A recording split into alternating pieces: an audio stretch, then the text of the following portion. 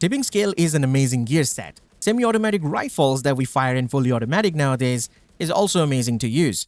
Now, pairing them together sounds even more amazing, right? But unfortunately, rifles do not hold much magazine size to be able to keep up with tipping scale stacks or even just build it up, because most of the time you're going to be end up with just no ammo. However, that's the exact problem I'm fixing here on this build. I am using a rifle with tipping scale without have to worry about losing ammo at all. Basically using it like a bullet king. Yes, a rifle that's been firing like a bullet king in a way, and also at the same time keeping up the tipping scale stacks. And the damage is significantly higher. We're talking about 3.7 million crits per shot on body and 4 million on head. That is without modifiers, by the way. With modifiers, 6.5 million crits on the body and 7 million crits on the head. If you don't believe me, I'll show you. Don't worry about it. That's exactly what I'm doing it. So without wasting much of your time, let me show you the build, but I do want to address the modifier first. Again, you don't need modifiers for this build to function. The damage is already really higher, but I would highly recommend you to use the modifiers because, you know, it's quite fun to use, especially the one that I use. It's really fun to use with that. So let me show you. Now, as for the modifiers, I'm going to try to go quickly through them because I feel like I've been using the same modifiers for the entire season, and I've been explaining this in all my build videos. I use Sanitation. I don't find anything better than Sanitation. I know Zealot is good, gives you that immunity, but it does bite you back and leaves you at 1 HP, so one sneeze away from going down, right? Where Sanitation heals you like crazy and gives you crazy amount of damage stacks at the same time.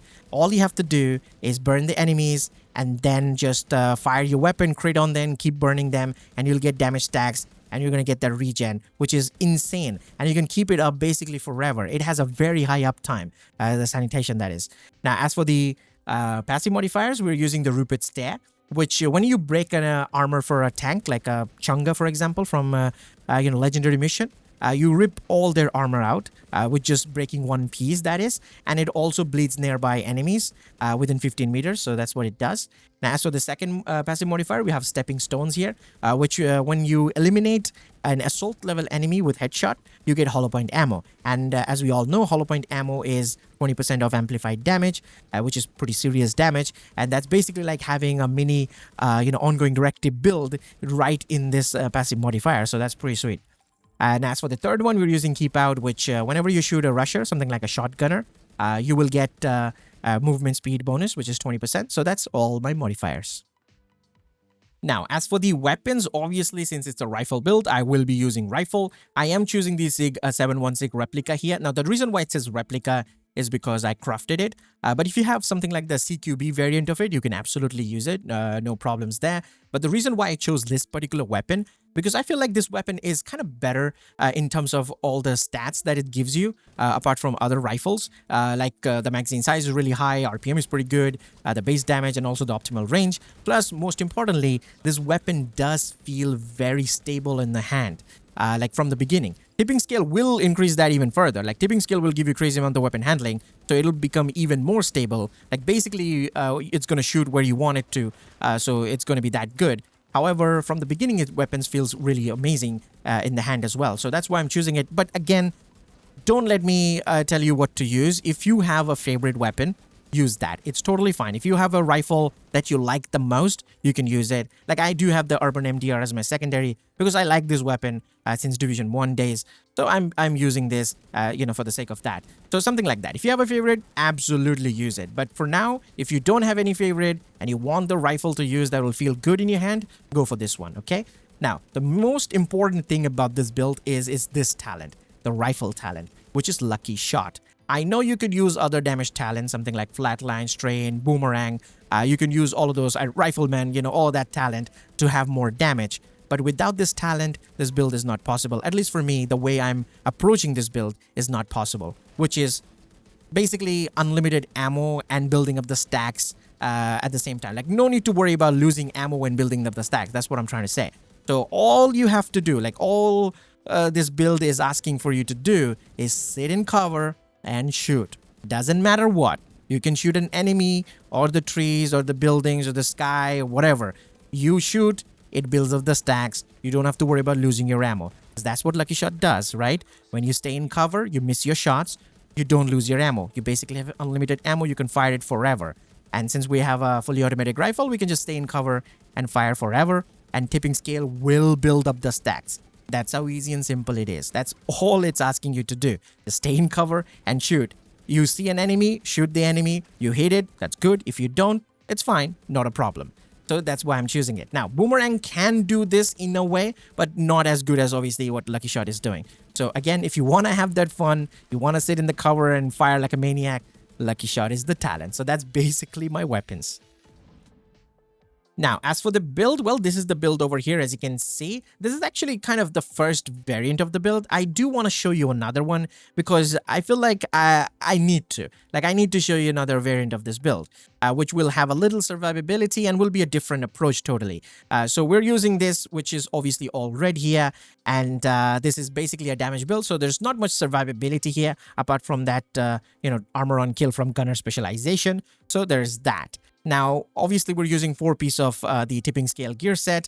So if you don't know what tipping scale does, let me kind of give you a brief. Yeah, we do get that magazine size 30% for 2-piece. Now, as for the 3-piece, yeah, it is useless because we're not using LMG. So there's that. Now, 4-piece where all the magic happens. We got the throttle control talent, which basically says that when you are shooting anything, literally anything, or even thin air, you're going to be build up stacks. Okay. And the stacks up to 50 times. Now, since we're using the chest piece, that 50 stacks goes up to 75 times. So that's pretty cool. Now, what do we get from the stacks? Well, we get 0.5% of weapon handling and 4% of crit damage per stacks. So that's a lot of stuff happening there, right? Now, you do lose 6 stacks per second if you're not shooting. So keep that in mind. So that's why the Lucky Shot talent is very important, because you can constantly shoot the weapon pretty much all the time and don't have to worry about losing ammo at all. So you don't get the penalty over here, which is the losing the stacks, right? Now we have weapon damage, crit chance, and crit chance mod here. Highly recommend to have more crit chance on the build. Like get as high as you can because crit damage is a lot. Like you'll get a lot of crit damage from this build. So you don't have to worry about crit damage at all. Just crit that crit chance higher, okay? Get that crit chance higher. Now, as for the mask, we have weapon damage, and crit chance mod. For the holster, I have weapon damage, crit damage. And for the backpack, I have weapon damage, crit damage, and crit chance mod. Now, since we're using the backpack also, we'll get an extra talent here too, which will make sure that it increases our critical hit damage. The stacks that we were getting, which is 4% per stacks, right? That will increase to 7% per stacks. Yeah, so basically this one will become 7% crit damage per stack. So that's a lot of crit damage. That's why I said just have as much crit chance on the build and don't worry about the crit damage because of this thing. Like you'll get a lot of crit damage from it. So that's basically the 4-piece of tipping scales. Now, since we're using a rifle build, obviously I highly recommend to use Fox's Prayer as the knee pads because it gives you 10% of rifle damage. You do get that damage to target out of cover. You can use crit chance here if your build needs it. Otherwise, just go with crit damage, totally fine. So that's why I highly recommended using the Fox's Prayer. Now, as for the gloves here, we're going for the Overdogs, which obviously are going to give us that 30% of amplified damage, which is obviously pretty good. And you don't have to worry about these tiers. Like, I don't want to fry your brain trying to explain this, to be honest. Just set and forget, okay? Go out there, have fun. That's all I can say. Just put it on. Just go out there, play, whether it's a legendary mission or like retaliation or whatever you're doing. Just have fun. It'll do the damage. It's totally fine. You don't have to worry about it too much, okay? Just have fun there. Now, this is basically the first variant of the build, like I said. Now, if I show you the stats, you can see crit chance fairly high. You can go higher if you want to, but I do like to keep a little bit of room, just in case someone's using a coyote on my build. I mean, in my team. So yeah, that's why. And the crit damage, again, don't worry. Even if it's less than 100%, for you, if you're a new player, don't worry. Don't worry at all. You'll get plenty of crit damage from the gear set itself. So yeah, that's pretty much the first variant of the build. Now, as for the second variant of the build, like I said, there will be a little bit of changes over here, which I already did. You can see I'm using the Tinkerer mask now. Yes, the Tinkerer mask instead of the Overdogs gloves. It's for people who would say like, Overdogs might not work like this, or you don't know how the gloves works, this is not how it works, it's supposed to work, or something like that. Listen, you don't have to worry about all that. Just use the Tinkerer mask, okay? The Tinkerer mask will help you with 2 different talents on the weapon, right? So you definitely get a bit of flexibility over there to choose what you want. So right now I'm using Preservation talent on the secondary rifle. So I switched to it. So now I will get more healing when I get the kills. So not only I have Lucky Shot working, but also Preservation working at the same time. So whenever I get the kill, I'll get the heals. You could also choose different talents. Like you can also go boomerang if you want to, or any other damage talent like flatline, killer or something. You could use that rifleman. You can go with all of that stuff. But I wanted the survivability a bit more, so that's why I'm choosing here. Now, there's one more change you can also do, which in terms of the Fox's Prayer knee pads, you're going to be using something like the Turmoil knee pads. Now, remember, this will reduce your damage significantly, okay?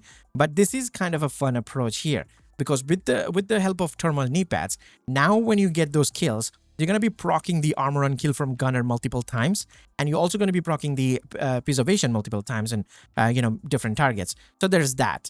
So you could definitely use something like this if you want a bit more survivability. But remember, with this approach, your damage will be very low, okay? Like you will lose like mostly 1 million damage, almost.